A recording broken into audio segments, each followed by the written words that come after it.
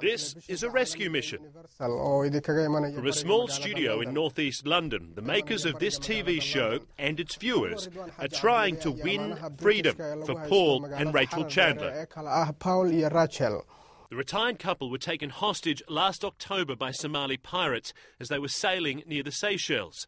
In the months since, photos and video released by the pirates have shown the Chandlers' physical and emotional decline. They've said they're being held separately and they're being treated badly. So please, somebody get in touch. Otherwise, we just sleepwalk to a tragic ending. Most of the people actually are saying that these British couple should be released without condition. Of course.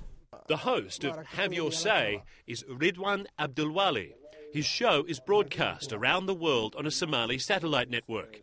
Recently, it's become the mouthpiece for a campaign among British Somalis to free the Chandlers. Viewers ring in and unanimously vent their rage over the pirates' treatment of the 60-year-old man and his 56-year-old wife. These people should be released because they are old, they are very poor, and we live in the same country. We are not anymore, Somalis in Somalia. We are Somalis in Britain, so we have same identity with Paul and Rachel. The show is seen in Somalia, and Abdul Wali says he knows the pirates have watched because they've phoned him to complain. I asked them whether they want to kill these people or whether they want money. Then they say, we want money, which is like 5 million. We said, this is a lot of money. Then they said, this is not a lot of money. It's estimated there are more than 100,000 people with links to Somalia living in Britain. Members of the community say the pirates have now united them in anger and shame.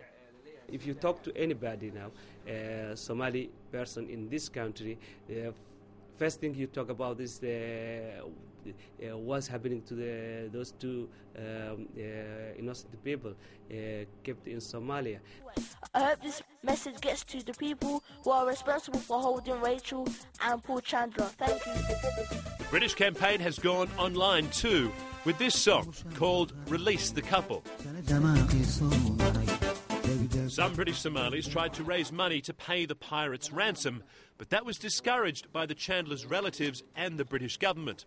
Instead, it's hoped pressure from Somalis everywhere will remind the pirates that under their culture, the old and the innocent should be respected.